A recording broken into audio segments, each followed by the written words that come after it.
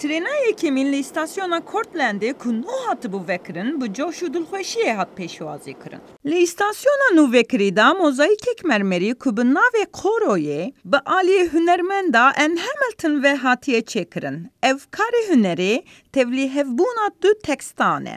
Daxuyaniya serxebûnê ya 1776 û daxuyaniya giştiya mafên mirovan yan neteviyên yekbûyî. We've worked really hard over the past. براستی دوان 3 سال داویده ام گلک قبتی جبو استاسیون جنوب و چکن کل جهه گلک هستیاری و طایبتیا نیورکه اف کار هنری گلک هستیاریه اف هستیان جبو رزگرتنا کسین کو دی 11 ایلون ده جیانا خواج دست دایی بون Nûkirin derengî destpêkir ji ber ku rêveberiya bajar xebet dikir ku herêma Jêrê erd ku di êrişa terorîst ya 2001 da hatibû zirarkirin nû ve da ava bike.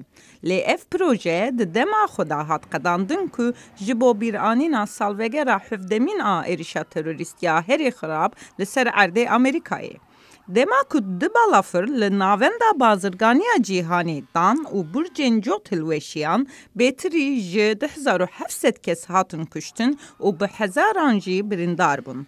Bavê Walter Matuza di Qula Bakur da hat kuştin, dema ku Walter tenê 10 salî bû. Bi rastî bûyna li vir û girtina wêneyekê li nîşana navenda bazirganiya cîhanê pir baş e. Karbidestin ve guhestinê dibêjin ku wateya Cortland ji îstasyonek trenê zêdetir e. Ev sembolek çareseriya New Yorkiyayê ku ne tenê qada navenda bazirganiya cîhanî nû ve da ava dikin, lê bi temamî baştir dikin.